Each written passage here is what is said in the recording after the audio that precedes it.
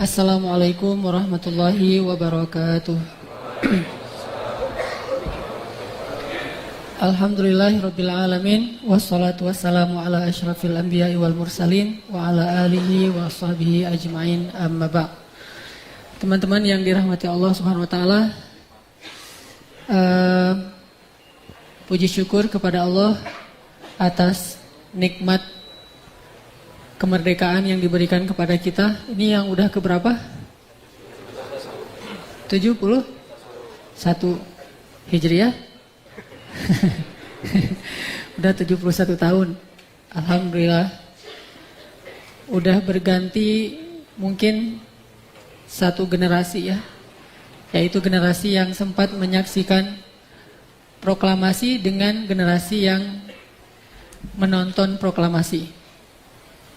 Generasi yang dulu berjuang dengan generasi yang harusnya menjaga perjuangan mereka. Dan kita pada malam ini akan bicara tentang makna kemerdekaan. Tentunya dilihat dari angle kekitaan lah ya. Kekitaan teh maksudnya Al-Quran, Sunnah gitu. Itu mah kekitaan. Tapi dari kemasan anak muda, kita coba lihat apa sih makna kemerdekaan menurut kekitaan yang ada di Al-Quran, yang ada di Sunnah. Sebelum kita masuk ke materi itu, coba teman-teman buka Al-Quran dulu, surat Al-Baqarah. Ini punten saya nggak sempat ganti baju ya, habis nyari diskon Ripkel di PVJ. Coba buka surat Al-Baqarah ayat, surat Al-Baqarah itu surat keberapa? Lancar Ayat 257. Surat Al-Baqarah ayat 257.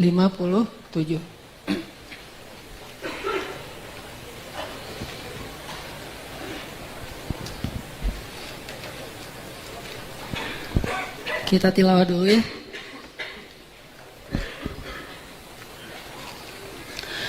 A'udzu billahi minasy syaithanir rajim.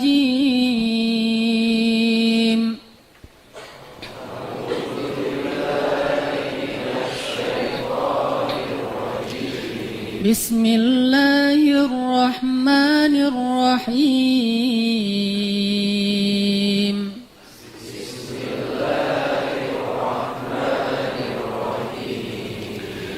Allahu waliyul ladzina amanu yukhrijuhum minadh dhulumati ilan nur. Allahu waliyul ladzina amanu yukhrijuhum minadh dhulumati ilan nur. Walladzina kafaru الطاغوت يخرجونهم من النور إلى الظلمات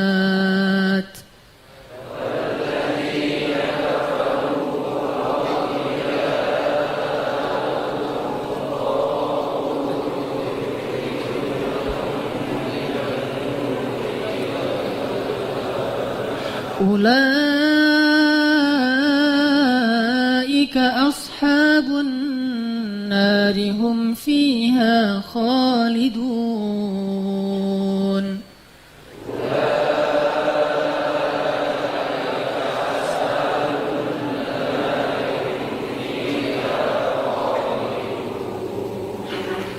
Allah adalah pelindung bagi orang-orang yang beriman. Dia mengeluarkan mereka dari kegelapan-kegelapan kepada cahaya. Sedangkan orang-orang kafir, pelindung-pelindung mereka adalah Taghut, yang mengeluarkan mereka dari cahaya justru kepada kegelapan-kegelapan.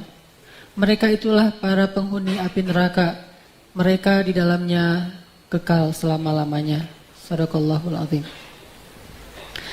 Sebelum saya bahas tentang makna kemerdekaan menurut kekitaan, ada sedikit catatan yang pengen kita garis bawahi di dalam ayat 257 tentang makna Taghut.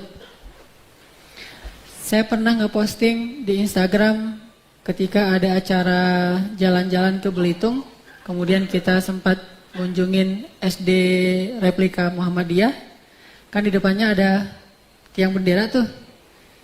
Terus kita hormat bendera gitu, nyanyi lagu Indonesia Raya. Ada yang komen, ini tagut, ini syirik gitu. Sebenarnya apa sih makna tagut menurut arti yang ada di dalam Islam, Al-Quran dan Sunnah? Apakah kalau kita upacara bendera itu disebut tagut? Kalau gitu orang Indonesia hari ini pada ngetagut bareng nih. Karena menghormati bendera merah putih, mengadakan upacara bendera, nyanyi lagu Indonesia Raya. Berarti kalau makna tagut adalah menghormati bendera, maka hari ini tanggal 17 Agustus adalah hari tagut atunya. Nauzubillahimin dzalik. Hari tagut nasional cenah. Tagut ini adalah bab akidah. Jadi kalau kita mau lihat dalam Islam itu ada banyak bab, jangan salah bab, beda salah pintu, nanti salah kamar. Jadi kalau kita mau ngebahas, ini harus tahu dulu nih, ini lagi ngebahas bab apa.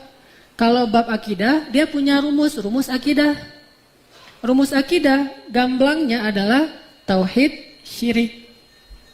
Itu akidah. Kalau enggak bertauhid kepada Allah, berarti dia syirik. Kemudian kalau yang kedua ada bab ibadah. Bab ibadah itu sunnah, bid'ah.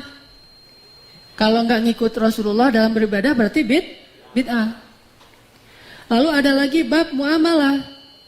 Bab muamalah itu ada akhlak yang mulia, ihsan, ada akhlak yang tercela. Namanya mungkin fasad, berbuat kerusakan, yufsiduna fil ard. Masing-masing punya rumus dan kaidah. Nah, sekarang kalau kita bicara tentang tagut itu bab akidah. Dia ngebahas tentang menyembah, meyakini, kemudian bergantung, berharap, meminta semuanya kepada Allah Subhanahu wa taala. Sehingga siapa yang menyembah selain Allah atau meyakini selain Allah berarti dia masuk ke dalam tagut. Fir'aun kenapa disebut innahu tagha? Sesungguhnya Fir'aun itu tagha. Tagha itu verbnya tagut. Kalau tagut itu subjeknya, orang yang syirik. Kalau tagha itu verbnya, kata kerjanya. Innahu tagha, sesungguhnya Fir'aun itu tagut. Kenapa? Karena dia mengatakan ana rabbukumul a'la. Saya itu Tuhan kalian yang paling tinggi. Makanya Fir'aun disebut dengan tagut. Maka tagut ini adalah babnya akidah. Sekarang kita tanya, upacara bendera babnya bab apa? Menurut teman-teman bab apa nih upacara bendera? Akidah, ibadah, muamalah. Sepakat? Nggak ada yang ragu? Ibadah apa muamalah? Ibadah. Muamalah kan? Apakah kita meyakini bendera lah yang menciptakan kita? Apakah dengan menghormati bendera artinya kita sedang tunduk kepada bendera untuk sami'na wa ta'na? Tidak sama sekali. Bukan bab yakin kepada bendera, bab muamalah. Muamalah ini yang paling luas babnya dalam agama. Akidah itu paling sempit, ibadah itu sedang, muamalah itu paling luas. Sehingga rumusnya, kalau akidah dan ibadah harus ada perintah. Kalau nggak ada perintah nggak boleh. Jadi kalau ibadah nanyanya nih, ada ayatnya nggak nih? Ada hadisnya nggak nih? Ada perintahnya nggak nih? Kalau akidah dan ibadah. Tapi kalau muamalah jangan tanya ada perintah atau ada ayatnya. Ada larangannya nggak? Gitu kalau pertanyaan muamalah teh. Ada larangan nggak kita misalnya pakai baju ini? Ada larangan nggak kalau kita berteman dengan si fulan? Ada larangan nggak kalau kita jualan barang ini? Ada larangan, ada larangan. Itu pertanyaannya, bukan ada perintah. Kalau dalam bab muamalah. Dan ini disepakati oleh semua ulama. Silakan teman-teman tanya ke Salafi, Ikhwan, Jamaah Islamiyah, Jamaah Tabligh, apapun organisasi dakwah atau mazahib, Maliki, Syafi'i, Hanabilah atau Hanafiyah, NU, Muhammadiyah, Persis dan seterusnya, sama semuanya. Yang namanya muamalah bukan tanya apa perintahnya, apa dalilnya, tapi ada nggak larangannya. Jadi kalau nggak ada larangannya berarti boleh. Kalau akidah dan ibadah, kalau nggak ada perintahnya nggak boleh. Nggak boleh bilang apa salahnya sih, kalau ibadah nggak bisa bilang gitu. Yang penting kan nggak salah, tapi ada nggak perintahnya? Nggak boleh kalau nggak ada perintah. Bab ibadah. Tapi kalau bab muamalah boleh bilang apa salahnya sih? Ada larangannya nggak sih? Kalau nggak ada larangan secara khusus, ada larangan secara nilai nggak? Sehingga baru dikatakan boleh dan tidak. Nah ternyata upacara bendera itu bukan bab akidah, tapi babnya muamalah. Nasionalisme itu muamalah. Cinta tanah air itu muamalah. Simbol persatuan, yaitu dengan bendera bahwa kita masih berdaulat, itu muamalah. Walaupun bendera kita itu udah paten, merah dan putih dan gak boleh dibalik, putih dan merah. Tapi dulu bendera merah putih itu tidak sengaja dibuat khusus untuk bendera, tapi dijahit oleh istri presiden dari kain yang ada di rumahnya, jadilah bendera. Sama kayak di zaman Rasul. Baju jubahnya Aisyah jadi bendera kaum muslimin, jubah hitam, abaya. Dan itu penting, saking pentingnya bendera sampai 3 orang syahid gara-gara bendera kan? Pertama, Zaid bin Harisah megang bendera kaum muslimin dalam perang melawan Romawi. Begitu benderanya mau jatuh karena dia udah terbunuh, diambil oleh Ja'far bin Abi Thalib. Terpotong tangan kanannya, dipegang dengan tangan kiri, kepotong lagi dipegang dengan lengannya, akhirnya dia dibunuh, diambil oleh Ibnu Rawahah. Ibnu Rawahah juga terbunuh, akhirnya diambil oleh Khalid bin Walid, baru Khalid waktu itu naik daun. Dan selamat kaum muslimin di tangan Khalid dengan seizin Allah. Artinya bendera di situ bukan, oh berarti Zaid menyembah bendera, rela mati demi bendera. Kan rela mati demi bendera itu mah. Sampai Nabi berpesan kalau bendera ini, kalau Khalid terbunuh, maka bendera ini diserahkan kepada Ja'far. Kalau Ja'far terbunuh, maka bendera ini diserahkan kepada Ibnu Rawahah. Cuma Nabi nggak nyebut Khalid, hanya menyebut 3 itu, Zaid, Ja'far, Ibnu Rawahah. Apakah mereka rela mati demi bendera? Tidak. Mereka rela mati demi simbol kedaulatan. Bahwa kaum muslimin masih kuat, masih eksis, masih ada, pasukan kita belum kalah, dan simbolnya bendera. Walaupun dulu tidak baku benderanya, nggak harus warna yang satu, dan tidak harus bertuliskan kalimat tertentu. Dan kelak suatu saat nanti, Nabi juga menyampaikan satu berita yang berhubungan dengan bendera. Contohnya berita apa? Akan datang nanti di akhir zaman pasukan dengan bendera hitam, kan gitu ya? Cuman kita nggak boleh mengkhususkan bahwa bendera hitam yang dimaksud itu ISIS, nggak boleh. Itu namanya ta'yin. Jadi kalau ada ustadz menyampaikan, oh yang disebut dengan Taifah Mansurah, kelompok yang ditolong itu adalah ini, kemudian yang disebut dengan Khawarij adalah itu, kemudian yang dikenal dengan Imam Mahdi adalah sekarang udah lahir namanya Muhammad bin Abdullah, ini salah dalam kaidah fikih, nggak boleh mentakyin. Mentakyin itu menetapkan itulah yang dimaksud, nggak boleh. Tapi membahas hadisnya harus, supaya kita mengambil pelajaran. Cuma mentakyin, menobatkan seseorang satu kelompok sebagai maksud dari hadis, itu namanya takyin, dan itu nggak boleh. Karena kalau kita takyin, berarti kita sama dengan menetapkan benar dan salah, padahal ini masih mutasyabihat, masih diperdebatkan oleh para ulama. Bayangin misalnya gini, katanya Imam Mahdi udah ada di Sulawesi. Namanya Al-Mahdi. Padahal nama asli Imam Mahdi Muhammad bin Abdullah. Tapi di Sulawesi ada anak namanya Al-Mahdi. Terus di Kalimantan juga ada anak lahir. Atau di Israel juga ada anak lahir matanya satu, itu Dajjal. Ini namanya mentakyin. Sehingga kalau udah ditetapkan, oh ternyata yang di negara fulan ada anak lahir matanya sebelah, yang satu lagi buta, dia adalah Dajjal. Maka tugas kita sekarang ngapain? Bunuhlah Dajjal itu kan ya. Kalau kita bisa. Ternyata bisa, terbunuh anak ini, berarti dia bukan Dajjal. Karena Dajjal itu gak bisa dibunuh kecuali oleh satu orang saja, yaitu Nabi Isa. Salah bunuh deh. Gara-gara dia lahir cacat, kebunuh. Ketuduh sebagai Dajjal. Itu namanya menobatkan, mentakyin, dan gak boleh. Tapi pentingnya hubungannya dengan pembahasan kita apa? Nabi menyampaikan bahwa nanti akan ada kelompok yang membela agama Allah dan mereka pakai bendera. Salah satu ciri mereka itu bendera. Ini menunjukkan bahwa bendera dalam Islam itu bukan sesuatu yang taghut. Itu simbol di setiap zaman. Bahkan di setiap negara ada benderanya masing-masing sebagai simbol kedaulatan atau pasukan atau kekuatan. Dan kita punya bendera yang disepakati sejak dulu, yaitu bendera merah putih dengan simbol berani dan suci. Merah darah, putih apa? Tulang ya. Jadi teringat cerita yang kemarin, lomba hitam-hitaman ayah. Bagi yang ikut tarbiyah mungkin ngerti. Ternyata ada tulang yang warnanya hitam. Jadi berani dan suci. Dan ketika kita melakukan upacara bendera dengan berbagai macam gerakan, itu bentuk seremonial, resminya kita melakukan sebuah semacam kayak ikrar gitu. Bahwa kita akan tetap menjaga kesatuan bangsa kita, kesatuan Republik Indonesia dengan darah kita dan kesucian niat kita. Hanya simbol, dan itu maksudnya muamalah, tidak ada larangan dalam agama. Kecuali kita meyakini bendera itu adalah benda yang suci, lebih suci daripada Al-Quran. Sehingga saking sucinya, kalau kita menyentuh bendera itu diusap di wajah kita bisa ngilangin jerawat. Ini berarti taghut. Udah masuk ke bab keyakinan. Tapi kalau sekedar menjadikan itu sebagai simbol, kita menghormatinya sebagai simbol penghormatan terhadap nasionalisme kedaulatan bangsa, maka itu maksudnya muamalah, bukan taghut. Ini yang sedikit perlu kita garis bawahi supaya tidak terlalu gampang mengeluarkan fatwa taghut. Beda ngomong salah dikit taghut dan segala macam. Sehingga kalau udah main taghut berarti kafir, dan kafir berarti halal darahnya. Kalau halal darahnya boleh dibunuh, na'udzubillahi min dzalik. Maka bolehlah kita saling bunuh-membunuh nih. Na'udzubillahi min dzalik. Enggak kayak gitu pemahaman taghut.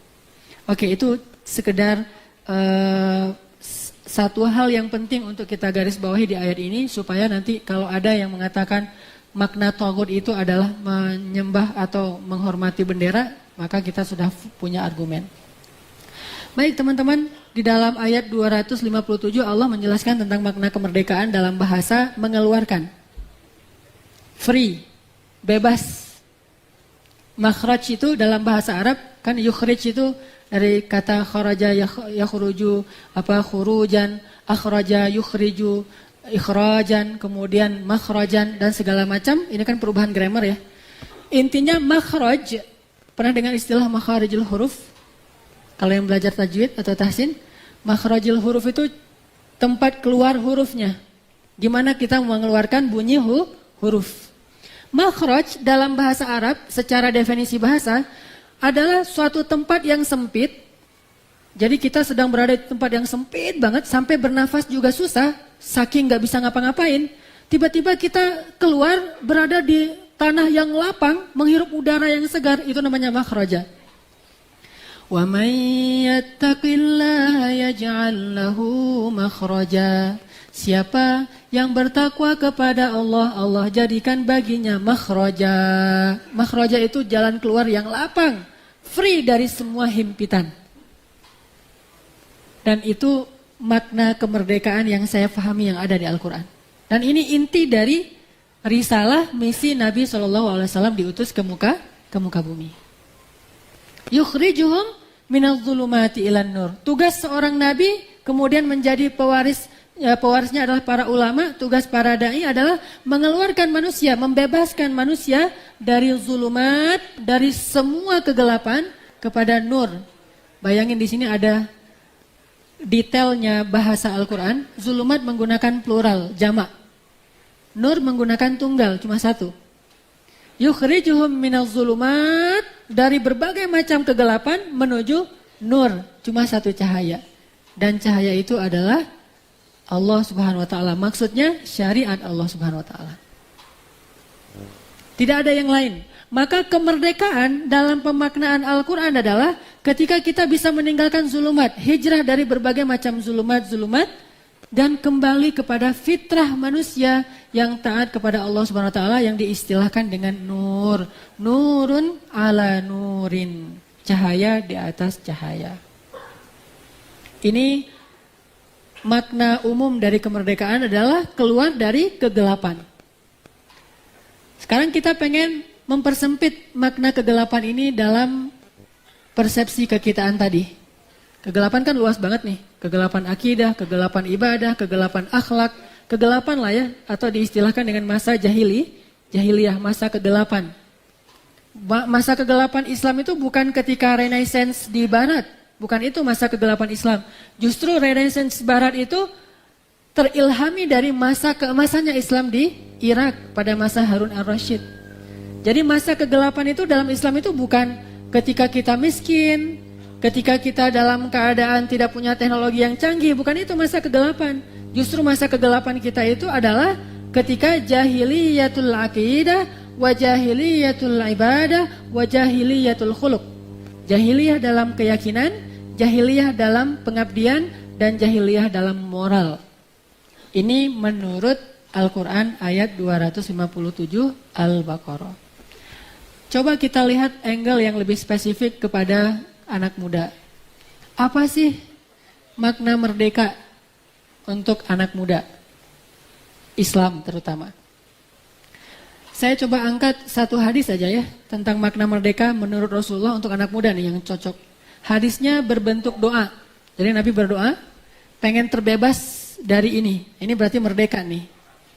Apa doa Nabi? Yang pertama, Allahumma inni a'udzubika minal hammi wal hazan wa minal ajzi wal kasal wa minal jubni wal bukhl wa min ghalabatid dain wa qahrir rijal. 8 makna kemerdekaan.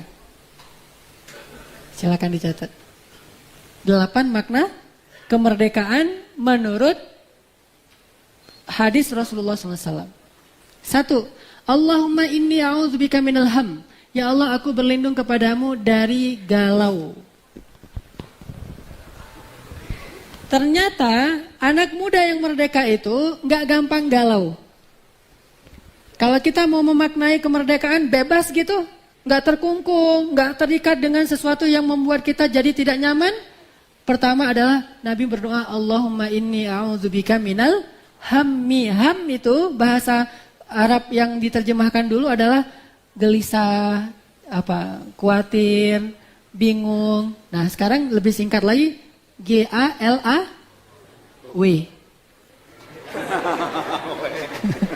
Bahaya. U aja deh.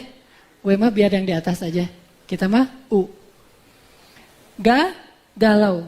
Apa itu galau? Bingung memilih. Ada nggak solusi supaya nggak galau? Gimana? Sholat galau. Apa tuh sholat galau? Sholat istikharah. Kalau kalian pengen merdeka dari galau, Allahu Akbar. Pas sudah selesai salam ditanya sama teman, sholat apa? Galau. Karena bingung mau memilih yang mana nih? Yang jilbabnya ala Turki atau yang ala tutorial gitu. Saya mah hati mah kan nggak bisa dibagi kan ya? Gara-gara itulah kita galau. Kalau hati bisa dibagi, kita nggak akan galau. Kamu setengah. Masalahnya hati itu nggak bisa dibagi. Sesungguhnya hati itu hanya menampung satu perasaan. Sehingga ketika satu masuk, yang lain akan keluar. Baik itu antara kita kepada Allah dengan makhluk atau antara kita sesama makhluk. Makanya tidak akan pernah bisa adil dalam urusan perasaan. Itu nggak bisa adil. Jadi jangan ada yang pernah bilang, saya mah insya Allah kalau perasaan sih insya Allah adil sih. Yang nggak sanggup adil tuh nafkah. Kebalik. Nafkah gampang adilnya. Perasaan tuh yang nggak gampang adil. Pasti lebih. Ada yang lebih pasti. Nabi aja nggak bisa adil dalam perasaan. Ketika ditanya siapa yang paling dicintai oleh Rasul, kata Rasul siapa? Aisyah. Kalau Khadijah mah udah pastilah, itu mah udah lewat. Yang sezaman nih, yang barengan gitu. Siapa ya Rasul? Kata Rasul Aisyah. Tapi kan gak didengar sama Ummu Salamah, gak didengar sama saudara. Gak didengar bahaya nih. Soalnya yang dengar sahabat laki-laki. Emang gak bisa gimana coba. Terus begitu Nabi ngasih nafkah zahir, nafkah bulanan, Nabi berdoa gini, ya Allah, saya sudah berusaha adil dalam urusan yang saya mampu. Maafkanlah saya kalau saya tidak bisa adil dalam urusan yang saya tidak mampu. Apa yang mampu? Zahir. Apa yang tidak mampu? Batin. Itu gak bisa adil. Makanya di surat An-Nisa ada 2 ayat adil. Kalau kalian takut tidak adil di awal An-Nisa, maka satu saja. Adil di ayat itu adalah adil zahir. Tapi beberapa halaman berikutnya, kalian tidak akan pernah bisa adil walaupun kalian berusaha. Ayat di situ, adil adalah urusan batin. Makanya butuh menelaah ilmu tafsir biar kita mengerti maksud dari ayat yang sama-sama mengistilahkan adil.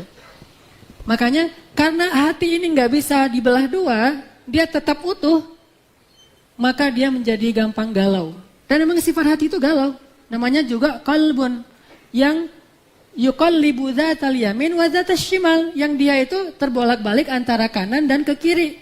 Sehingga kita berdoa ya muqallibal qulub. Itu doa orang galau dan saya sering baca doa itu ketika witir. Buat jamaah yang lagi galau maksudnya, bukan buat saya. Ya muqallibal qulub, ya Allah yang mengetahui banget hati-hati yang lagi galau. Sabbit qalbi, tetapkanlah hati saya supaya memilih atau mengambil sesuatu yang engkau ridhai. Bingung. Arinal haqqa haqqa warzuqna ittiba'ah wa arinal batila batila warzuqna jitinabah. Ya Allah, tunjukkan kepada kami, tampakkan mana yang benar sehingga kami bisa mengikutinya, mana yang salah sehingga kami bisa meninggalkannya. Ini adalah semua doa-doa tentang terbebas dari sifat galau, merdeka tuh kalau bisa bebas dari galau. Jadi tips pertama kalau pengen merdeka dari galau, salat galau. Salat istikharah. Ada tuntunan khusus? Tidak ada. Salat aja 2 rakaat kapanpun selain waktu yang dilarang. Udah gitu, nanti ketika sujud boleh doa. Kalau nggak ngerti bahasa Arab berarti nanti setelah selesai salat. Kalau ngerti bahasa Arab enak tuh, doa ketika sujud panjang pakai bahasa Arab. Kayak kita pas tahajud, sujudnya lama, doanya pakai bahasa Arab. Kalau kita yang nggak bisa, berarti nangis-nangis aja deh. Oh, gerung-gerung gitu kan? Sambil ngaminin amin aja deh yang di depan. Dia ngerti bahasa Arab mah, saya mah gak ngerti. Bah, doa saya mungkin gak cocok buat teman-teman. Ya gitu. Beda doanya. Makanya sholat galau lah kalian. Minimal seminggu sekali. Khusus untuk para generasi galau. Maaf, lagi-lagi jomblo nih. Aduh. Jadi dibully melulu nih, kasihan. Enggak. Ternyata udah nikah juga bisa galau loh. Apalagi yang nikah dan nikah, itu lebih galau lagi. Udah nikah aja bisa galau. Galau gimana? Galau tentang mungkin masalah pekerjaan, masalah milih rumah kontrakan, masalah apalah, masalah ini, masalah itu. Masih galau juga. Walaupun emang jomblo lebih berat sih galaunya daripada nikah. Saya bukan mau berniat menyakiti hati para jomblo. Ini lebih ke empati lah. Karena saya pernah ngerasain masa-masa yang galaunya luar biasa. Yang saya pernah cerita saking galaunya saya keliling Sungai Nil. Emang gak enak sih. Waktu itu juga gak ada yang nasihatin, Hanan kamu sholat galau, insya Allah gak akan perlu keliling Sungai Nil. Cukup 2 rakaat Allah tunjukkan. Artinya ada tips dari agama, bisa merdeka dari sifat galau. Dan galau itu saking bahayanya, Nabi sampai berdoa, Allahumma inni a'udzubika minal hammi. Jangan sampai humum menjadi penghalang dan ganjelan untuk kita bisa bahagia dalam hidup. Itu satu makna kemerdekaan dengan angle kekitaan. Insya Allah nanti kita lanjutkan setelah sholat Isya. Bismillahirrahmanirrahim. Teman-teman yang dirahmati Allah, sebelum kita lanjutkan sesi kedua dari kajian kita pada malam ini, kita sampaikan dulu doa. Ada request doa dari keluarga almarhum Bapak Budi Prasetyo yang baru meninggal dunia.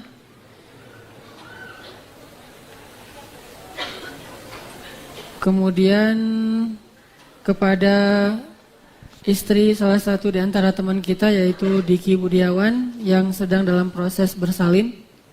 Mudah-mudahan Allah Subhanahu wa taala menerima jiwa-jiwa yang kembali kepadanya dalam keadaan iman, mengampuni dosa-dosanya, mengangkat derajatnya dan melapangkan kuburnya.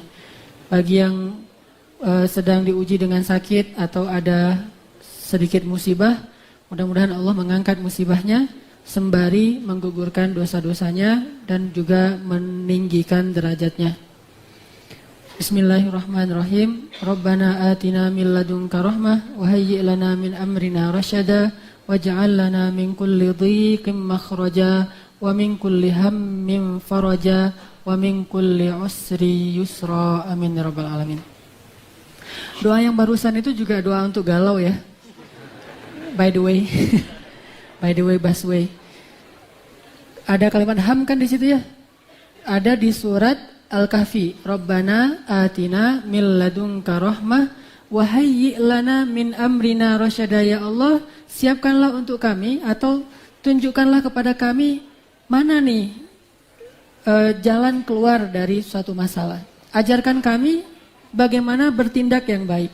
Jadi dalam keadaan galau kayak gitu doanya. Dan ditambah lagi waj'al min kulli dhiqin makhraja, dari setiap kesempitan ada kelapangan, wa min kulli hammin faraja, dari kegalauan ada jalan keluar, wa min kulli usrin yusra, dari kesulitan ada kemudahan.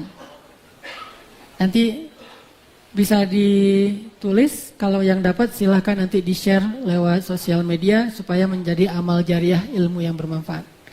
Allahumma Rabbana atina min ladunka rahmah wa hayyi' lana min amrina rasyada waj'al lana min kulli dhiqin makhraja wa min kulli hammin faraja wa min kulli usrin yusra. Itu doa, salah satu doa favorit saya juga yang sering dibaca, dan alhamdulillah ternyata benar ngaruh banget, terbukti banget bahwa doa ini ngefek untuk menyelesaikan masalah kita, terutama masalah galau. Jadi solusi supaya kita merdeka dari kegalauan, karena galau ini penyakit, dengan galau itu bikin orang senang ngahuleng. Benar gak sih pronounnya? Ngahuleng. Apa tuh ngahuleng? Gini aja siang dan malam ya, di kantor ngahuleng, di sekolah, di kampus ngahuleng, di masjid juga lagi tahiyat ngahuleng. Lihat, nggak selesai gininya nih, terus aja. Orang udah sholat sunnah qobliyah, ba'diyah, dia masih aja kayak gitu. Atau sujudnya kelamaan, begitu imam sholat tahajud sujudnya lama, sekalian ngahuleng.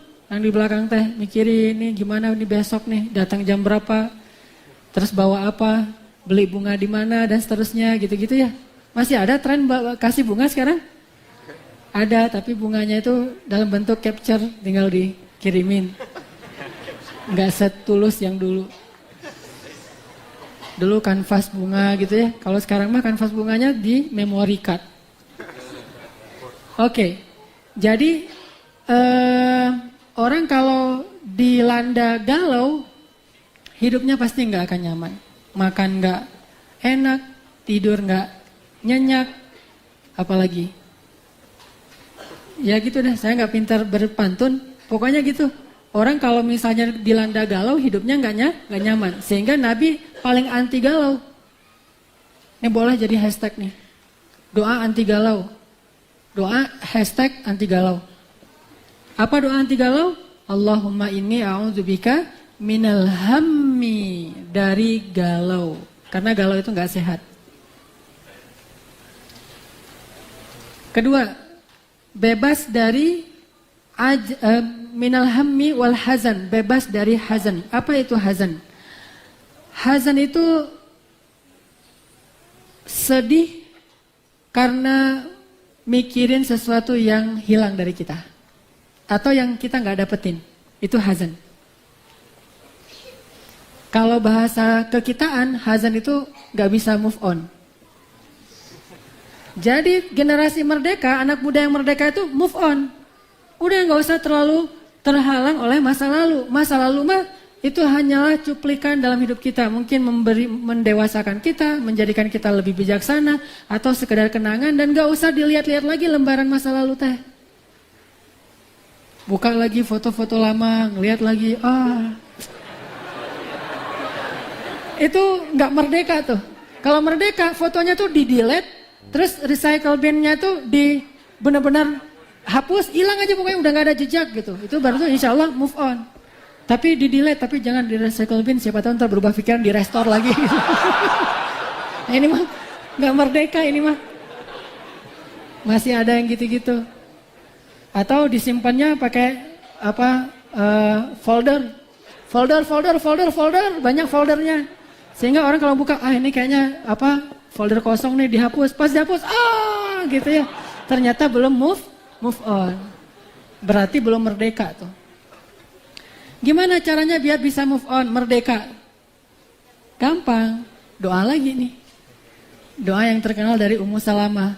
Allahumma ajurni fi musibati. Udah hafal belum?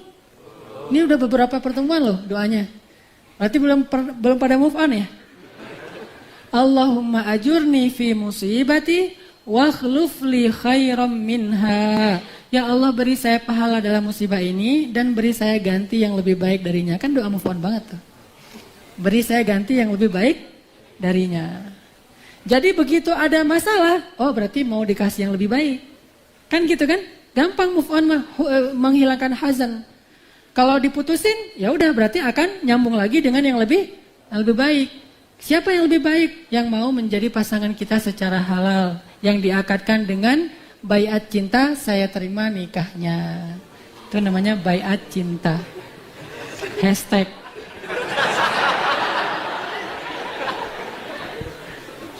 Nih kita bikin hashtag baiat cinta. Ayo kita meramaikan baiat cinta. Siapa yang udah berbaiat cinta masuk ke hashtag itu fotonya gitu. Saya udah berbaiat cinta, hashtag masuk. Jadi ada beberapa nama atau beberapa postingan. Oh berarti udah berbaiat cintanya. Kalau yang belum berbaiat cinta itu nggak ada komitmen, nggak ada kesetiaan, itu gombal. Harus dibaiatkan dulu. Dan baiatnya itu salaman dengan calon mertua dan mengatakan, saya terima nikahnya. Boleh dia hafal, boleh dibaca. Salah sekali, ulang lagi, nggak masalah. Tak apalah.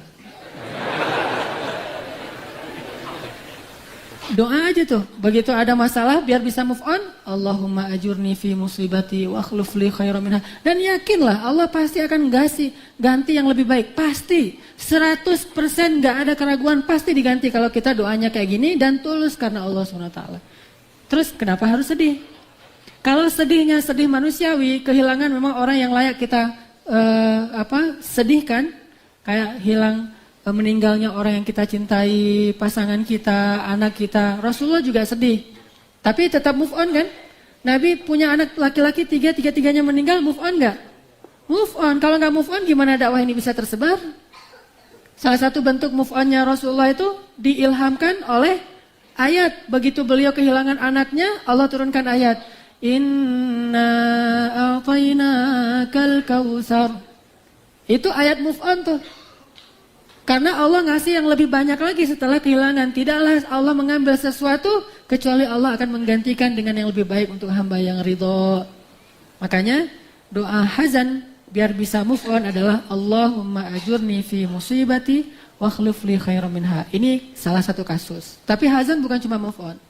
Bisa juga ngerasa sedih terhadap sesuatu yang paling kita sayangi. Karena musibah. Misalnya cewek-cewek pada pakai tas Hermes ya.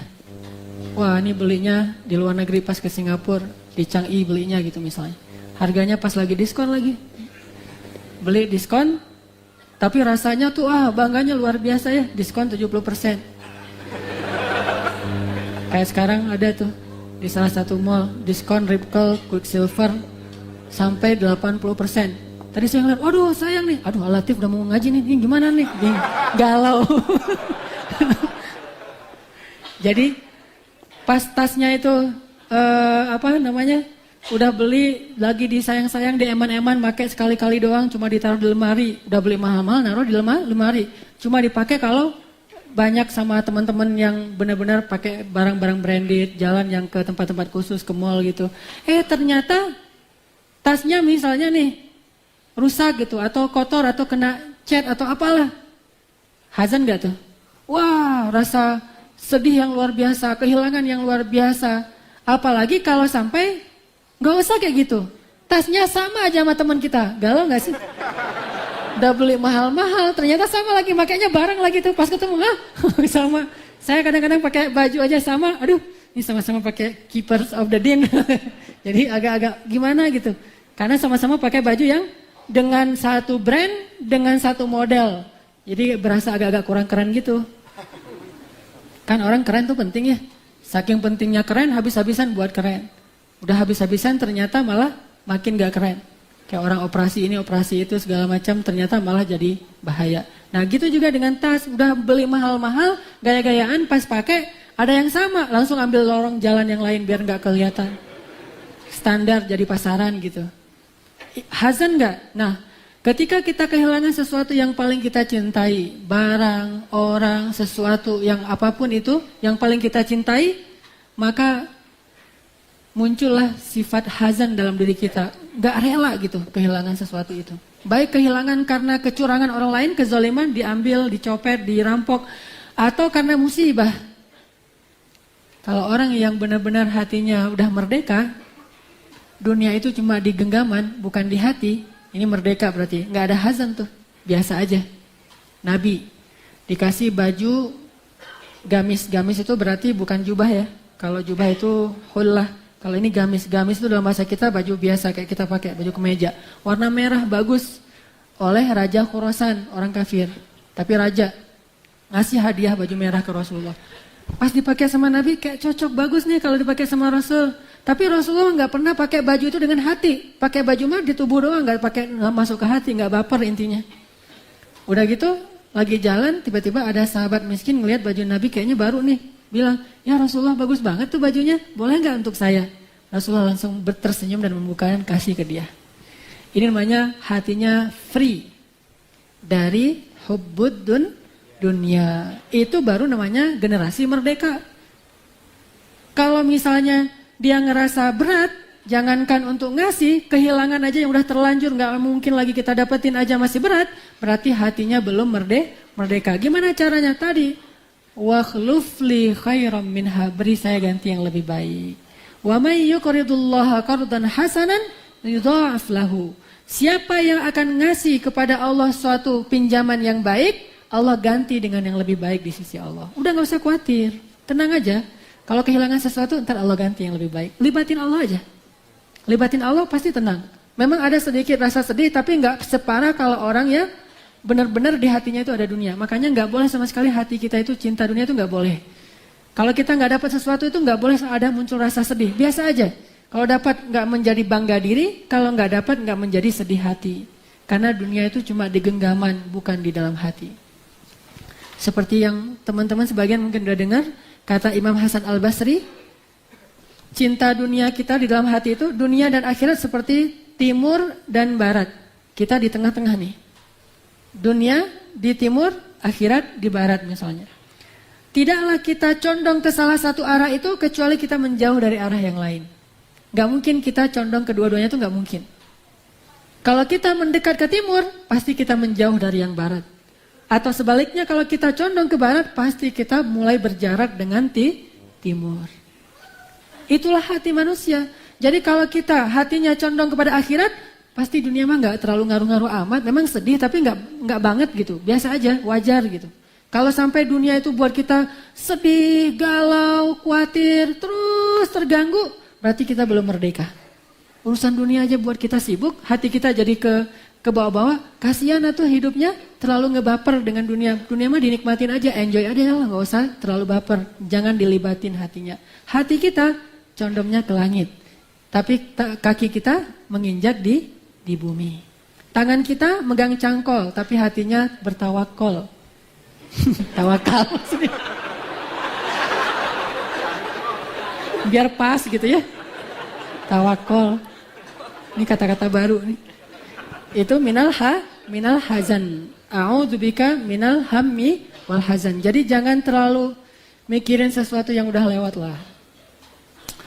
Apalagi kita alhamdulillah udah dikasih anugerah bidadari di rumah kita, berwujud manusia, dan dia setia sama kita gitu kan. Maka gak usah mikirin lagi pas reunian, udah gak usah reunian sambil membawa masa lalu. Udah aja reunian silaturahim, dan benar-benar silaturahim. Jangan pulang dari reunian udah beda. Pas berangkat reunian sih silaturahim, pulang reunian melanjutkan ukhuwah. Saudaraan yang lama. Modus. Wa man kanat hijratuhu lidunya yusibuha aw imra'atin yankihuha fahijratuhu ila ma hajara ilaih. Kalau kayak gitu tidak ada lagi harga atau nilai dari amal soleh kita. Kan suka ada orang kayak gitu. Apalagi kadang-kadang kita suka ngepoin Instagram yang lalu. Nyari-nyari di search gitu. Gak ketemu di namanya, nyari hashtag. Dia kira-kira suka pakai hashtag apa ya? Gitu. Oh dia mah suka senam, cari Zumba. Cari semua yang berhashtag Zumba, ada nggak foto dia gitu? Nyari habis-habisan. Dan itu benar-benar kepo, kepo maksimal, istiqomah gitu dalam dalam kekepoannya.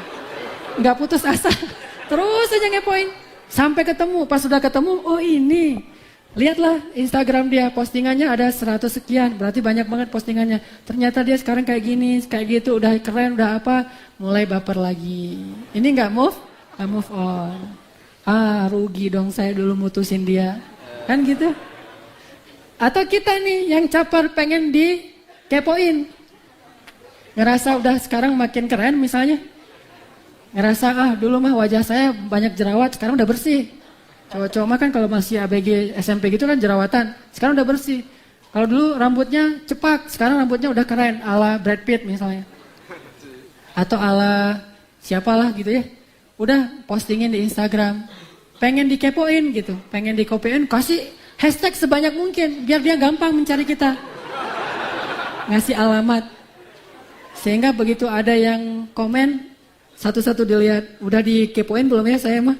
Nge-like, dilihat yang siapa yang nge-like aja, followers baru siapa aja, terus saya nunggu dikepoin sama yang lain. Kenapa? Karena nggak bisa pindah dari masa lalu, nggak move on, masih hazan.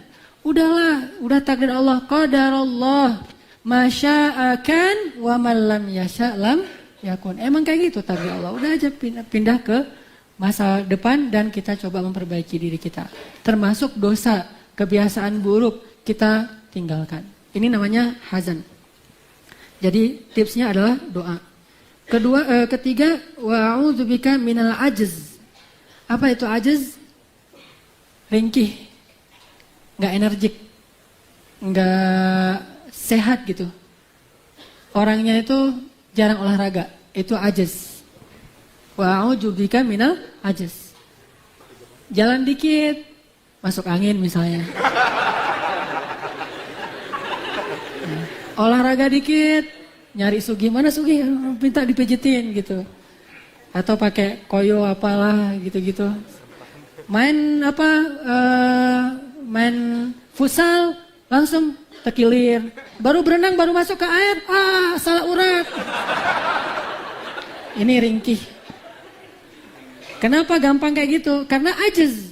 Bukankah Nabi mengatakan mukmin yang kuat lebih disukai Allah daripada mukmin yang lemah? Kuat lemah di dalam hadis itu lebih identik kepada fisik, walaupun itu bukan segalanya, tapi sesuatu yang cukup penting juga. Makanya olahraga. Berarti merdekanya anak muda itu adalah dia punya hobi olahraga. Bebas apapun, mau parkour, mau MMA lah, mau BMX, mau skate, mau terserah lah. Mau di darat, mau di air, mau di gunung, mau di udara, pokoknya olahraga. Yang mengeluarkan keringat. Insya Allah kita jadi bugar. Dan Rasulullah SAW itu orang yang bugar. Istrinya juga bugar. Terbukti dalam kisah ketika Rasulullah pulang dari satu peperangan, lomba lari sama Aisyah kan? Kata Rasul kepada sahabat, kalian duluan ya, tinggalkan kami berdua. Lagi pengen berduaan nih, pengen pacaran. Pergi nih, sahabat-sahabat Nabi, ngerti lah ya. Udah gitu, Aisyah gitu. Apa? Gitu. Godain sama Rasulullah. Lomba lari yuk. Kalau kita sekarang lomba lari, udah ini lomba lari gitu. Enggak, itu mah masih muda, lomba lari. Dan Rasulullah tahu nggak berapa usianya waktu itu? Pasti di atas 50 tahun. Karena itu di Madinah, dan di Madinah itu berarti udah 13 tahun berdakwah di Mekah. Usia Nabi dapat wahyu itu 40 tahun, berarti tambah 13, 53. Berarti di atas 53 tahun. Lomba lari sama anak usia belasan tahun. Berarti Nabi itu orangnya bugar, kuat gitu. Dan pemberani. Lomba lari yuk gitu, kita kejar sahabat yuk. Yuk, siapa takut gitu kata Aisyah. Lomba lari nih, bayangin cewek cowok lomba lari padang pasir. Kan itu desert slalom lah ya. Jadi ada suasana padang pasir dengan desertnya, dengan sunset. Mungkin waktu itu lagi sunset kali ya. Jadi menikmati sunset. Kan Rasulullah mah orangnya romantis ya. Pasti kalau nggak sunrise, sunset. Nggak mungkin tengah bolong lomba lari yuk gitu. Nggak mungkin. Saya yakin, saya suka mengimajinasikan sirah. Dan saya dengan husnuzon kepada Rasulullah, pasti Rasulullah tuh lebih romantis dari kita. Pasti karena beliau ngeliat, wah nih matahari pas banget nih hari ini nih. Aisyah lomba lari yuk, pas tuh. Jadi kayak bahasa di postingan saya, kalau lagi udara cerah, kufur nikmat itu kalau kita nggak olahraga. Rasulullah, kufur nikmat banget nih kalau kita nggak lari. Ayo kita parkur Aisyah, ayo. Bahasa sekarang mah parkur, lari, cuman nggak sampai gitu-gitu, lari aja. Ternyata Rasulullah pas lari pengen nyenengin hati Aisyah. Jadi larinya itu pertama cepat biar Aisyah berpacu gitu. Udah gitu Nabi agak-agak kayak kelelahan gitu. Aisyah menang, jingkrak-jingkrak, hore, udah tua Rasulullah kalah. Diledekin sama Aisyah. Jadi ada guyonnya udah tua apa. Karena kan hidupnya kan ya nyaman gitu. Terus kali yang akan datang entah beberapa bulan atau setahun kemudian jalan lagi bareng dengan Aisyah. Pas pulang Nabi gitu lagi ngeliat sunset. Wah ini kufur nikmat nih kalau nggak lari nih. Udah kalian duluan deh. Saya sama Aisyah aja. Oh ya Aisyah ayo kita lari lagi gitu. Ayo ya Rasulullah mau 2-0 nih gitu. Ayo udah kita buktiin aja lari nih. Ternyata Aisyah ketinggalan. Rasulullah ngeledekin Aisyah. Aisyah sekarang gemuk makanya kalah gitu. Kalau dulu kan Aisyah langsing. Sekarang ada agak gemukan. Akhirnya Rasulullah yang menang 1-1. Jadi olahraga. Ditambah lagi Rasulullah itu kan yang pernah saya sampaikan suka ngadain acara lomba berkuda kan ya. Dari satu kabilah ke kabilah yang lain. Kalau sekarang mungkin berkudanya udah nggak naik kuda. Udah motor atau apalah. Tapi dengan cara yang sehat. Abdullah ibnu Umar salah satu yang sering juara. Dan berkuda itu selain memang salah satu hobi atau olahraga juga membangun kepribadian mental leadership. Karena setahu saya kuda itu sangat peka dengan perasaan tuan yang duduk di atas punggungnya. Jadi kalau kita duduk di atas kuda itu ragu-ragu gitu, dia iseng tuh. Jadilah kuda freestyle. Wah, muter-muter gitu. Ada gitu kuda freestyle. Ya gitu saya nggak tahu istilahnya. Pokoknya gitu tuh. Kalau orang yang di atasnya ragu-ragu. Kalau di atasnya mantap, kemudian duduknya tuh dengan gagah dan punya leadership pemerintah, kuda itu taat. Dia gimana tuannya? Kalau tuannya agak-agak culun, dia mah iseng. Nah ini yang duduk di atas saya culun polos gini, udahlah kerjain aja lah. Udah lama saya nggak ngisengin orang. Tapi kalau mantap gitu, apalagi sebelum naik kuda kan diusap-usap dulu, kenalan dulu sama kuda, tanya nama kamu siapa, nama saya Hanan gitu. Benar waktu saya belajar berkuda tapi belum bisa diajarin, ternyata filosofinya ke sana. Olahraga. Rasulullah tuh senang olahraga, para sahabat senang olahraga, cuman olahraga mereka identik dengan militer karena memang mereka rata-rata prajurit. Kalau olahraga kita tidak harus identik dengan militer, yang penting sehat, bugar, dan kita energik insya Allah. Pilih yang kita suka, nggak harus semuanya aerobik misalnya kan, kalau kita mah nggak usah aerobik ya, biar ibu-ibu aja yang aerobik. Kita mah ya tadi parkour yang paling standar mah, yang untuk anak muda gitu, olahraga. Itu namanya ajaz. Jangan sampai kita jadi orang yang gampang lelah, gampang sakit. Ini kayak ngomongin diri sendiri nih, gampang sakit. Gampang ngeluh gitu. Apalagi seorang laki-laki itu ada kewajiban untuk mencari nafkah lebih daripada perempuan sehingga membutuhkan kekuatan fisik. Yang keempat, merdeka menurut hadis Rasulullah SAW adalah minal kasali, dari sifat malas. Pemuda yang merdeka itu adalah orang yang semangat untuk bekerja, berkarya. Salah satu di antara kisah masalah jangan malas ini adalah Rasulullah tuh kalau salaman dengan seorang laki-laki dan pas megang tangannya itu kasar, Rasulullah akan tersenyum. Kemudian Rasulullah mengatakan, inilah tangan ahli surga. Cuman kalau dulu orang yang rajin identik dengan tangan yang kasar. Sekarang kan nggak harus ya. Rajin mah bisa tangannya halus tapi rajin karena kerjanya di dalam ruang ber-AC, megangnya komputer atau handphone atau apa. Kalau dulu tangan kasar itu dianggap orang yang rajin. Intinya adalah rajin bekerja, mencari nafkah. Dan ini bukan soal berapa yang kita bawa pulang ke rumah ya, tetapi harga diri seorang laki-laki. Pantang seorang laki-laki itu menggantungkan hidupnya kepada istri. Itu dalam Islam itu aib.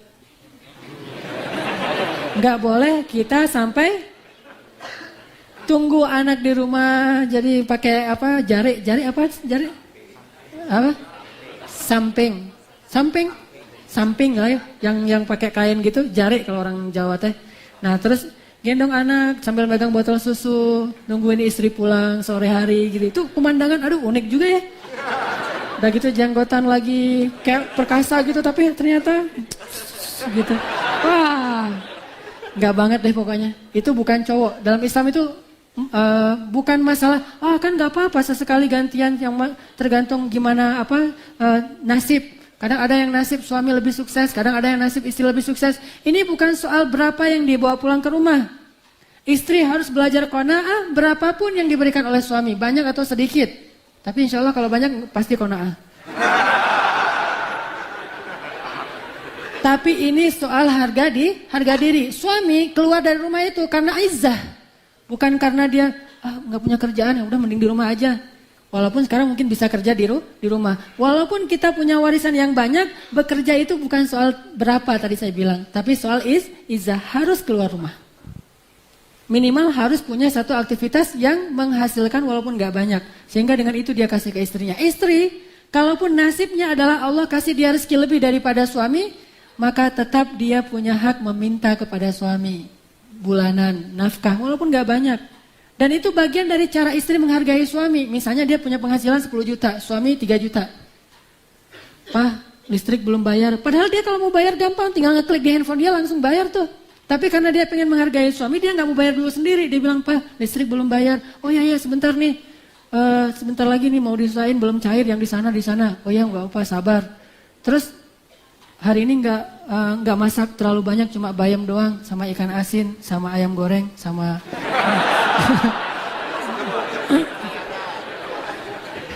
Kenapa ini masaknya cuma segini?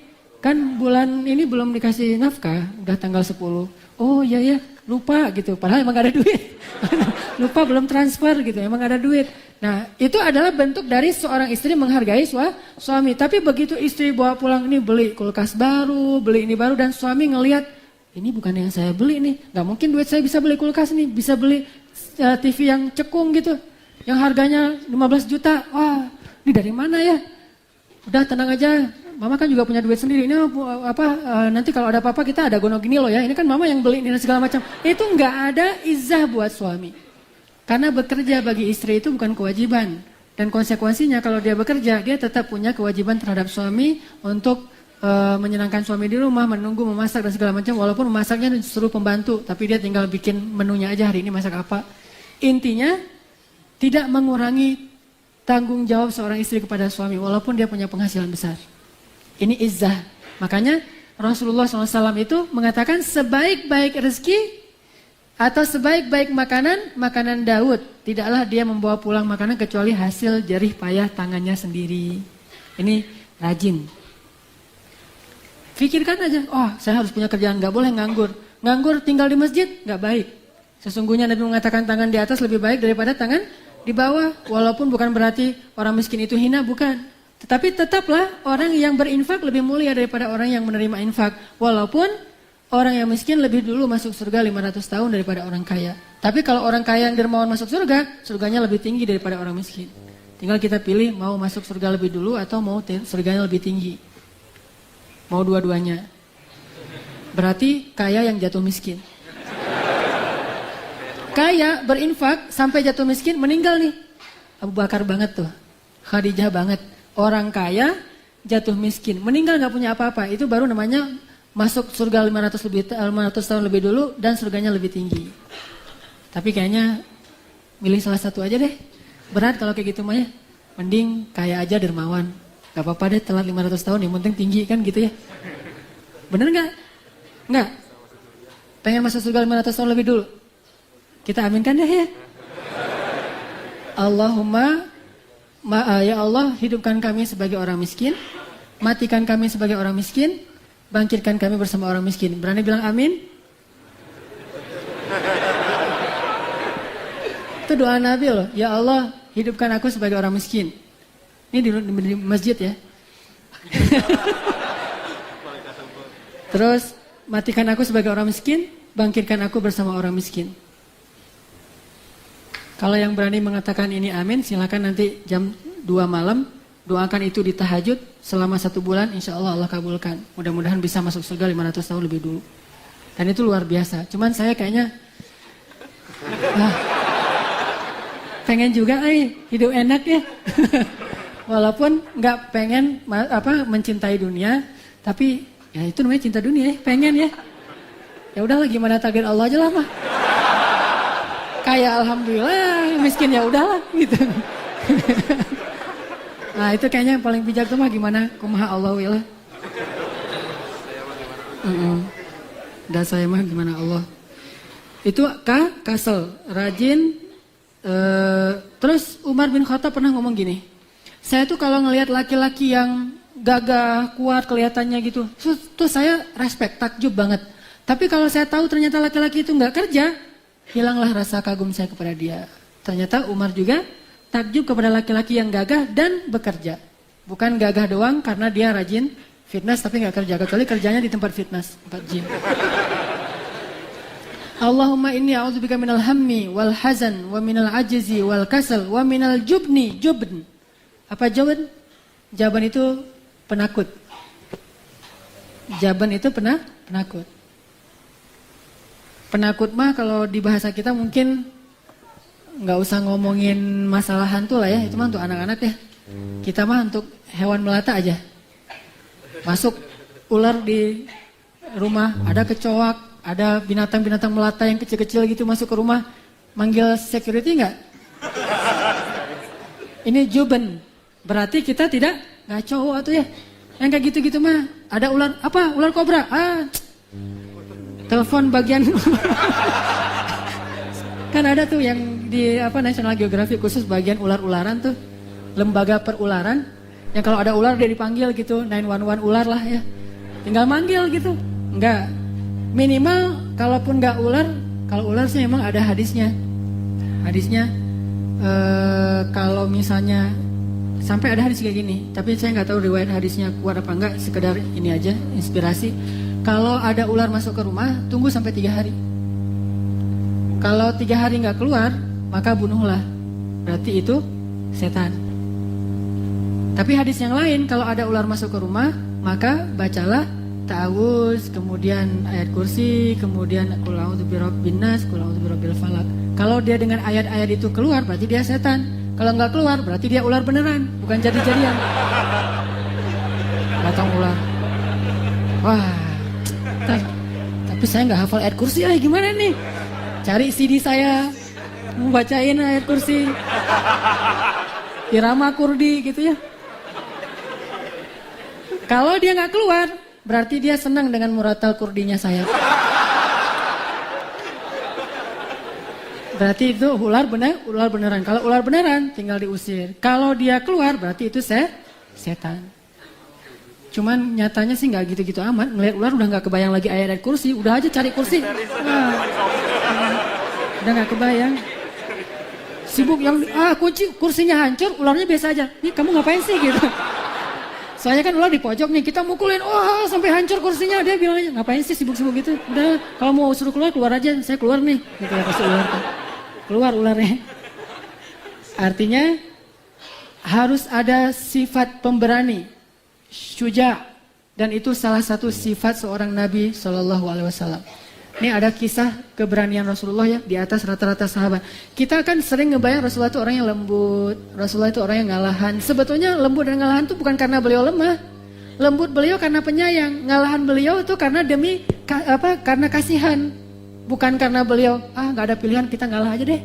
Kan orang yang mengalah disayang Tuhan, padahal emang nggak mampu gitu ya. Kalau Rasulullah mah mampu, cuman kasihan kalau saya balas nih, habis dia nih, ya udah deh, saya ngalah aja, kasihan dia. Itu Rasulullah, jadi gentle gitu. Nah, Rasulullah tuh selain lembut, ngalahan dan segala macam, sebetulnya pemberani. Ada kisah yang luar biasa. Suatu malam di kota Madinah itu, di luar kota Madinah di tengah padang pasir terdengar suara. Kalau sekarang di YouTube tuh kan banyak suara kayak suara sangkakala di alam-alam gitu ya nih. Di Australia, di mana, di Eropa kan kedengaran kayak suara mesin gitu kan. ada yang bilang suara alien, ada yang bilang suara anjingnya Dajjal, ada yang bilang suara dari dalam perut bumi. Allahu alam, ada yang bilang efek-efek gravitasi segala macam lah secara ilmiah. Yang jelas ada suara yang sangat menakutkan di luar kota Madinah, kayak suara setan lagi disiksa. Setan lagi ngamuk. Sehingga saking ngerinya suara itu, sahabat gak ada yang berani keluar loh. Bayangin, di antara mereka ada Umar. Siapa yang bilang Umar penakut? Setan aja kalau Umar lewat satu jalan, setan gak berani lewat jalan yang sama kan? Kasih aja nama jalan di sini, bukan jalan Seninten, jalan Umar. Gak ada. Wah, ini jalan Umar nih. Gak berani kan? Takut. Saking pemberaninya, Umar. Setan aja kalau lihat, ya jalan Umar, gak berani. Oh, jalan Umar, kok semua jalan di sini jadi jalan Umar? Gak berani lewat tuh setan. Tapi giliran suara itu Umar gak berani. Berarti kan kebayang lah ya gimana suara yang menakutkan sampai orang sekelas Umar aja agak-agak deg-degan. Jadi suara apa itu? Makhluk apa itu? Akhirnya Umar cari Khalid. Khalid bayangin. Cari siapa lagi? Sahabat-sahabat pemberani. Sa'ad bin Abi Waqqas, singa padang pasir tuh julukannya. Sahabat-sahabat yang keren-keren ternyata pada ngumpul di Masjid Nabawi. Jadi pengen ngelihat bareng gitu kayak orang ngeronda gitu. Ngumpul dulu depan Masjid Nabawi. Yuk kita cari tahu suara apa itu. Hayo. Berani kalau udah rame gitu. Udah rame semuanya udah hayo. Ternyata tiba-tiba dari kejauhan datang seorang laki-laki naik kuda. Dan dia nggak pakai baju, cuma pakai celana aja. Artinya perginya buru-buru. Ketika dekat ternyata dialah Rasulullah SAW. Baru datang sendiri dari kejauhan itu. Rasulullah datang, jadi kayak saya ngebayangin kayak film-film Hollywood tentang anak yang jagoan, yang gladiator gitu. Baru datang dari kejauhan, gaya kan gitu kan, badan Rasulullah kan bagus tuh. Atletis, nggak ada perut yang one pack mah nggak ada. Six pack lah ya. Wah, Rasulullah luar biasa datang gagah gitu. Dan bukti kegagahan itu sampai orang terkesima dengan tubuh Rasulullah yang nggak pakai baju. Cuma kudanya itu nggak sempat pakaiin apa tuh, pelana ya. Gak pakai pelana, langsung kuda yang kayak gitu dipakai sama Rasulullah. Saking buru-burunya Rasulullah mengejar suara itu. Dan ketika Rasulullah pulang, para sahabat masih pada bingung gini. Kata Rasulullah, udah kembalilah kalian ke rumah kalian. Apa ya Rasulullah? Udah gak usah dibahas. Rasulullah gitu coba. Pemberani banget kan? Kayak ayah kepada anak. Ada suara apa ya? Udah gak usah tidur aja, tidur gitu. Sahabat sekelas Umar ngumpulin orang dulu. Ayo. Tapi Rasulullah baru datang. Coba. Kurang pemberani apa Rasulullah SAW? Pemberaninya luar biasa. Ada kasus yang juga pernah saya kisahin. Rasulullah lagi mau mendengar syahadat jin. Nanti teman-teman bisa baca kisah ini di dalam tafsir surat jin salah satunya. Jadi ada cerita 7 jin dari berbagai macam negeri. Ada yang dari Irak, dari Yaman, dari Mesir. Kan jin juga punya negeri ya. Cuman gak tahu dari Indonesia ada gak gitu. Nah, datang dari berbagai macam negeri, jin-jin kabilah-kabilahnya datang pengen diutus sama iblis. Jadi ceritanya iblis itu suka nyuri-nyuri berita ke langit nih ceritanya. Tapi sejak Rasulullah datang, langit itu tertutup rapat, udah nggak bisa lagi nyuri-nyuri berita. Wah, ini ada apa ya kok langit sekarang jadi beda nggak kayak dulu. Dulu mah langit welcome gitu, sekarang mah langit susah gini ditembus, nggak bisa ditembus, ditutup rapat, kayak ada rahasia besar yang nggak boleh ketahuan. Sehingga iblis mulai curiga, ini pasti ada peristiwa besar di bumi nih. Akhirnya iblis bilang ke anak buahnya, kalian berangkatlah ke seluruh negeri, ambil tanah dari negeri itu, bawa ke sini. Masing-masing pada ngambil tanah, ada yang ngambil tanah Mekah, dibawa ke iblis. Di mana iblis? Di samudra, di laut. Karena kata Nabi, kerajaan jin itu ada di laut. Mungkin segitiga Bermuda kali. Cuma dulu bahasanya kerajaan jin itu ada di laut. Berangkat ke segitiga Bermuda teh. Bawa tanah-tanah termasuk tanah Mekah. Pas cium, wah ini tanah Bandung mineralnya banyak gitu ya. Sehingga tongkat kayu jadi tanaman. Wah ini mah tanah subur ini mah. Terus ada tanah lagi, ini tanah apa? Tanah Lembang, tanah apa? Kok semuanya Jawa Barat ini mah tanahnya? Kalian ngapain sih kok di Jawa Barat? Katanya. Ikut pemuda hijrah. Nah datang nih bawa tanah-tanah dari berbagai macam negeri. Tiba-tiba pas iblis, jadi sampel-sampel tanah itu ditaruh di depan iblis. Cuma iblis yang bisa mencium aroma tanah itu dari mana dan ada apa. Ditaruh sampel-sampel tanah, Terus pas sampai di sampel tanah yang ada tulisan Makkah gitu, di labnya iblis. Nah, iblis meneliti tanah itu dengan cara dicium, diendus gitu. Wah, bahaya. Ada apa? Ya iblis. Ada aroma kenabian kata iblis. Dia tahu aroma kenabian. Bukan aroma parfum misk yang 20 juta 100 mili ya. Aroma kenabian, dan nabi itu punya aroma tubuh yang khas, yang mulia di sisi Allah dan di sisi para malaikat. Iblis tahu banget. Karena dia pernah tinggal bersama nabi, yaitu Adam. Jadi tahu aroma nabi. Lagian semua nabi pernah digodain sama iblis, walaupun gak berhasil, tapi tahu aroma nabi. Wah nih, tanah mana nih? Wah, Mekah. Ya udah, 7 orang jin-jin yang keren-keren berangkat ke Mekah, cari tahu ada nabi apa di sana. Jangan-jangan nabi yang terakhir itu udah muncul karena aku mencium aroma kenabian, dan ini kuat sekali aromanya, beda dengan nabi-nabi yang lain. Berangkat nih ke Mekah. Sampai di Mekah subuh, nggak tahu berangkatnya jam berapa, kecepatan itu. Pokoknya sampainya subuh aja. Kalau berangkatnya tengah malam berarti kurang lebih perjalanan 12 jam lah ya kecepatan pesawat. Berangkat sampai subuh, udah sampai subuh. Pas sampai subuh di daerah Nakhlah, belum sampai ke Mekah banget. Nabi lagi sholat subuh di daerah Nakhlah. Allahu Akbar. Nabi baca Al-Quran. Begitu 7 jin ini datang pengen ngintip apa yang dilakukan oleh orang-orang Mekah, mendengar suara Nabi, terkesima, duduk. Wah, ini luar biasa bacaannya. Akhirnya tadi niatnya pengen gangguin, ikut taklim Nabi mah karena pengen memata-matai, sekarang malah pengen jadi pemuda hijrah bersama Nabi.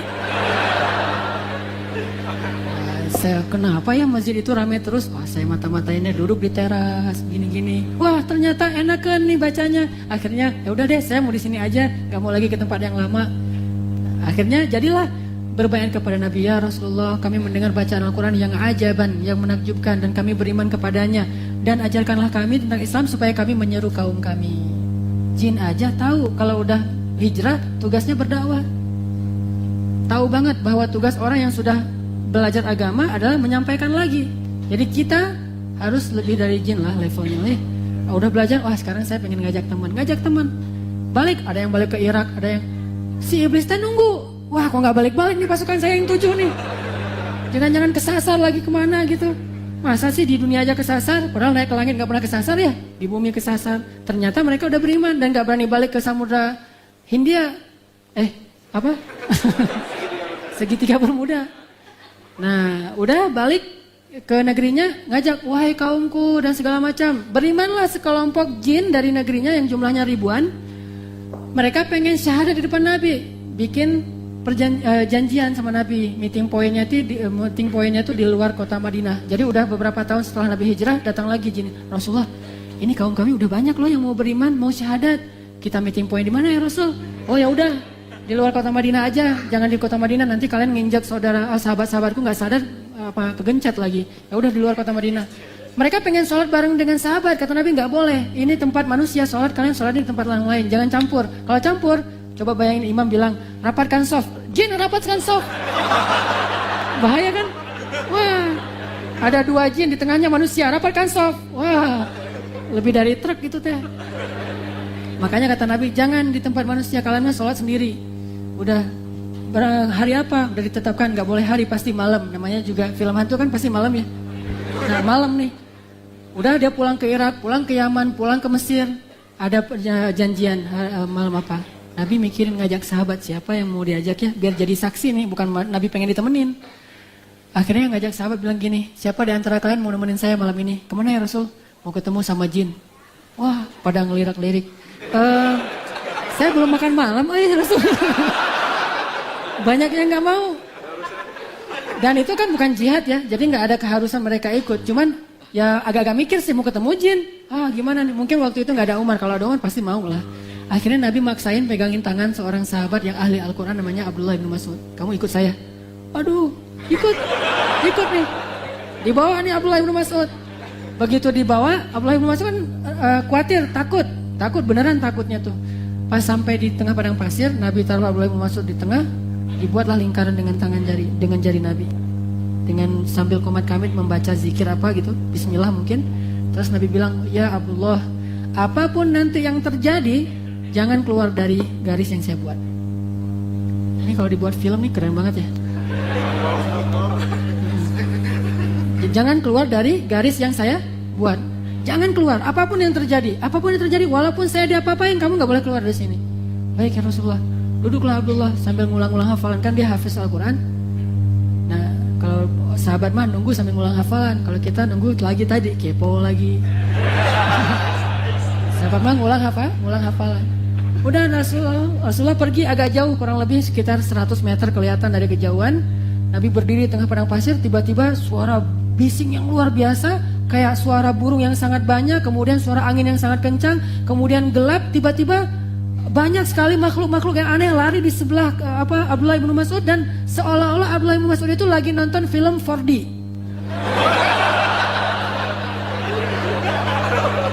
Itu benar-benar gitu. Sampai ada muncrat-muncrat air gitu kan ya. Di VVCT Premier gitu. Itu benar-benar kayak nonton 4D. Bayangin kita nonton 4D aja heboh. Ini bukan 4D, ini realitas. Ngelihat jin langsung dan ada yang loncat-loncat di atas kepala. Hampir, kata Abdullah, hampir saya lupa dengan perintah Nabi. Mau aja saya lari. Coba kalau saya lari udah habis saya tuh. Tapi tiba-tiba saya ingat, oh kata Rasulullah jangan keluar dari garis. Oh masih ada nih garisnya. Wah ramai aja. Berkerumun, bayangin satu jin aja gedenya luar biasa. Ini ada ribuan.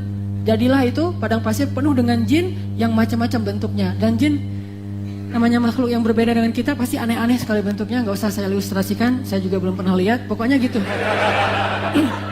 Wah luar biasa, banyak aja. Rasulullah udah gak kelihatan, udah dikelilingin oleh jin. Wow. Ternyata wow itu lagi taklim, lagi baiat syahadat, dengerin nasihat dari Nabi. Jadi ramai aja. Jin kan kalau taklim mah gak bisa diam. Kalau manusia mah diam kan ya. Jadi jangan berisik ya. Kalau berisik itu harus diruqyah itu tadi. Oh rame taklimnya Rasul. Akhirnya satu persatu hilang pergi. Udah agak-agak sepi nih. Ada beberapa kelompok jin tua-tua, kakek-kakek gitu.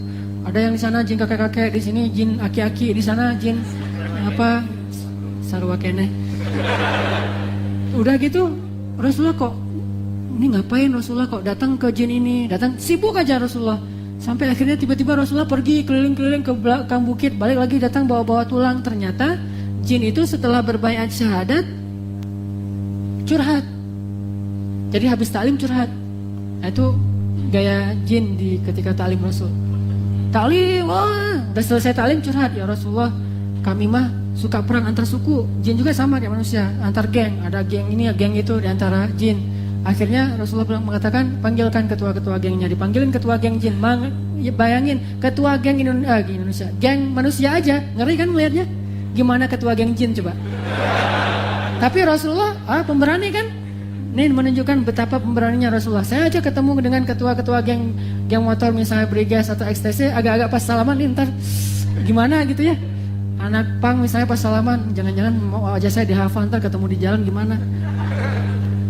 Itu ketemu dengan ketua geng aja agak-agak wah luar biasa. Geng manusia, gimana geng jin. Udah gak usah ngomongin tato kalau jin mah. Tato bagi mereka mah itu cemilan. Apaan sih tato doang. Tato doang bangga. Kita mah udah bukan tato, ini udah dikelupas-kelupas kulitnya. Makin banyak terkelupas kulit kayak orang Afrika kan. Kalau dicoret-coret itu pertanda bangsawan kan. Kalau coretannya satu berarti masih kolonel. Kalau dua berarti udah jenderal gitu. Nah ini jin datang lagi, dikumpulin sama Nabi, geng-gengnya tuh dipersaudarakan, didamaikan, dinasehatin. Jin nangis, lembut hatinya jin gara-gara dengar nasihat Nabi mah. Udah pulang, datang lagi jin, ya Rasul, saya ada masalah dengan istri saya, kata si jin. Jin kan nikah juga dan anaknya banyak lagi, lebih banyak daripada manusia. Makanya jangan mau kalah sama jin. Ya Rasul, saya mah ada masalah sama istri saya. Rasul, istri saya keras kepala, nggak mau diajak masuk Islam. Akhirnya dinasihati sama Nabi, sabar. Memang menghadapi istri harus sabar dan segala macam. Oh ya udah Rasul, pulang. Nah yang terakhir ada jin kelaparan. Ya Rasul, di tempat kami paceklik, gagal panen melulu. Entah apa yang dipanen sama mereka. Terus gimana, makan apa nih Rasul? Rasulullah cari tulang-tulang di padang pasir, dikumpulin sama Rasul, ditaruh. Mulai sekarang inilah makanan kalian. Sehingga kalau kita lagi off-road melihat tulang, jangan ganggu, itu makanan jin sejak zaman Rasul. Itu memang jatah dari Rasulullah. Jadi kalau kita ambil tulang itu, kamu orang Islam bukan sih? Kan Rasulullah ngasih tulang ke saya, ngapain kamu ambil? Berarti kita nggak ngerti sunnah. Tulang jangan buang air kecil di tulang, jangan nendang tulang sekecil apapun, karena itu makanan jin. Biarkan, kalau ada tulang, oh ya udah lagi makan enak ya, gitu aja.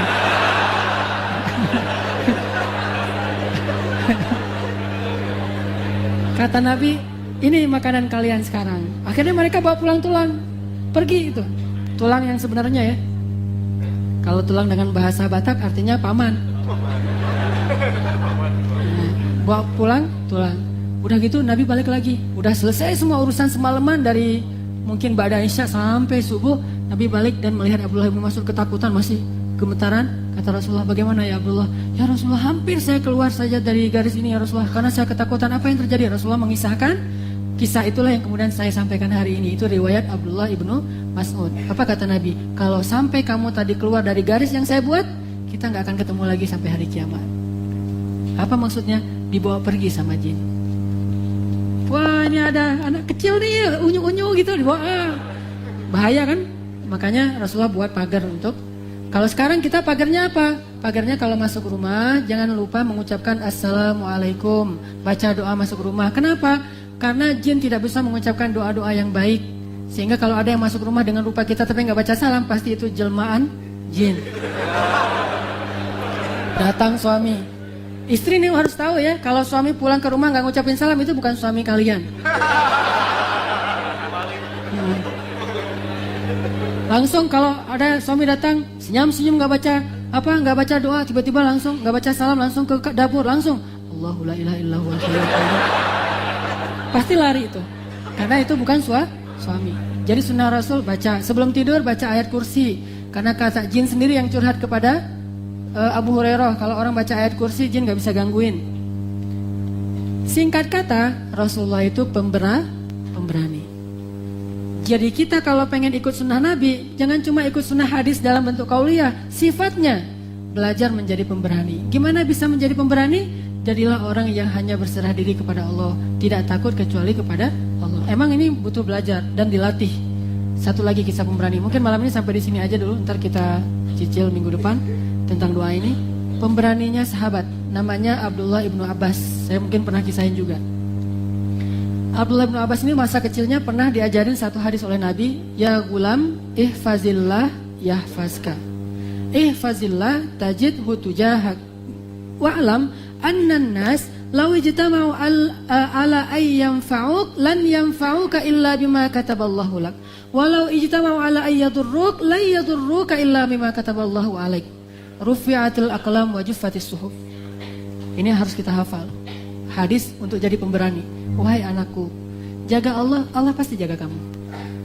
Jadi kalau pengen kita merasa insecure gitu, nggak perlu rasa takut, jaga Allah aja ketika kita senang, nanti Allah jaga kita ketika kita susah. Ketahuilah, semua makhluk ini kalau berkumpul pengen mencelakai kamu, mereka nggak bisa mencelakai kamu kecuali dengan ketetapan Allah. Dan kalau mereka pengen nolong kamu, mereka nggak bisa nolong kamu kecuali dengan ketetapan Allah. Allah yang menetapkan semua, pena sudah diangkat, kertas sudah kering. Yakin aja dengan itu. Yakin nih, mendarah daging dalam diri Abdullah ibnu Abbas. Sampai Rasulullah wafat, itu masih dipegang oleh Abdullah. Suatu saat Abdullah udah dewasa, usia sekitar 20-an atau 30-an tahun. Dia pengen sholat asar di masjid. Pas waktu asar pergi ke masjid, kok masjid sepi, nggak ada yang azan, nggak ada yang ngimamin, nggak ada siapa-siapa. Kemana orang semuanya? Kok jalan-jalan pada sepi? Keluarlah dari masjid, Abdullah ngumumin, wahai kaum muslimin, kita sekarang udah waktunya sholat asar. Ayo atuh sholat asar, keluar dari rumah kalian. Jadi posting, nggak ada yang nge-like sama sekali. Wah, bahaya. Padahal followersnya banyak, tapi nggak nge-like. Nggak ada apa nih? Pasti ada error kan ya? Ternyata ada satu orang yang komen, ya Abdullah, kami nggak berani keluar. Kenapa? Soalnya tadi ada singa masuk ke dalam kota. Singa padang pasir. Benarkah itu? Benar. Di mana singa itu? Kata Abdullah. Di ujung jalan. Oh ya udah, ntar tunggu. Cari sama Abdullah. Mana singanya? Oh, pas sampai ketemu ujung jalan, ada singa yang lagi berdiri tengah jalan kayak gitu. Kata Abdullah, dia mendekat dengan singa, bukan dari jarak jauh pakai halo-halo, dekat gitu. Dekat dengan singa. Wahai singa, ngomong nih sama singa nih. Lihat pemberaninya sahabat. Dan itu ahli Al-Quran, bukan sekedar bukan cuma prajurit yang memang udah terlatih, ahli Al-Quran, ulama. Wahai singa, saya Abdullah ibnu Abbas. Jadi kenalan dulu. Saya Abdullah ibnu Abbas, sahabat Rasulullah SAW. Kamu adalah makhluk Allah. Kami pengen sholat menghadap Allah. Kalau kamu tak sama Allah, janganlah kamu mengganggu kami, pergilah. Singanya pergi aja gitu. Gak ada aung, pergi aja gitu. Pas singanya udah pergi, Abdullah bilang, wahai kaum muslimin, keluarlah, singanya udah pergi. Hah? Pada keluar semuanya, ya Abdullah, pada jadi selebriti kan? Wah, ini benar-benar jadi headline, hot news. Abdullah mengusir singa beneran. Jadi kalau ada istilah di Yunani Hektor, penakluk kuda, ini Heknga, penakluk singa. Penakluk singa, bukan cuma penakluk kuda. Lebih dahsyat daripada Hektor lah. Ada Achilles, ada Hektor, ada Maximus. Ini mah tokoh-tokoh di film semua. Itu semuanya nggak ada apa-apanya dibandingkan Abdullah ibnu Abbas. Kita aja nggak pernah memfilmkan tokoh-tokoh hebat kita. Coba kita filmkan. Yang fiksi-fiksi versi Hollywood kalah jauh, nggak ada apa-apanya. Apa yang 300 apa? Yang Spartan misalnya. Itu makan cuma fiksi. Kalau kita 300 berapa? 303 ya? Berapa sih perang Badar teh? 313. Jadi teringat 212. 313 adalah, kalau nggak tahu 212 berarti kalian masih muda. Kalau yang tadi ketawa pas 212 berarti udah tua. Soalnya tuh udah film udah lama banget. Jadi 13 itu lebih keren daripada 300 Spartan loh. Cuman kita nggak bikin film, makanya saya bilang kita harus berdakwah dengan potensi kita. Ayo yang punya kemampuan bikin TV, film segala macam, ayo kita belajar dari hal yang kecil. Suatu saat kita bikin film 300 Badran. Apa itu? 300 ahli Badar.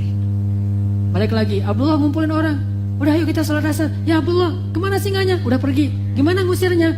Jagalah Allah, Allah menjaga kamu. Pemberaninya sahabat. Masih banyaklah kisah-kisah pemberani yang berawal dari tawakal yang tinggi kepada Allah Subhanahu wa taala. Tapi jangan coba-coba ini di kebun binatang ya. Saya mau pemberani lah. Datang kebun binatang yang di jalan di Taman Sari. Cari nggak usah singa-singa deh, yang kecil-kecil aja dulu. Cari musang gitu ya. Ternyata digigit juga. Berarti belum, masih kayak cerita Rabi'ah Adawiyah. Nggak tahu benar apa enggak, tapi ini inspirasi juga. Ketika Rabi'ah lagi berzikir, hewan-hewan berkumpul di sebelah Rabi'ah, tapi datanglah seorang laki-laki, hewan itu pergi. Kenapa? Laki-laki ini ada dosa. Intinya dekat sama Rabbul Alamin, maka Allah akan tundukkan alamin untuk kita. Itu berapa tadi dapatnya? 1, 2, 3, 4, 5. Itu aja dulu. 5 makna kemerdekaan. Pertama, merdeka dari galau.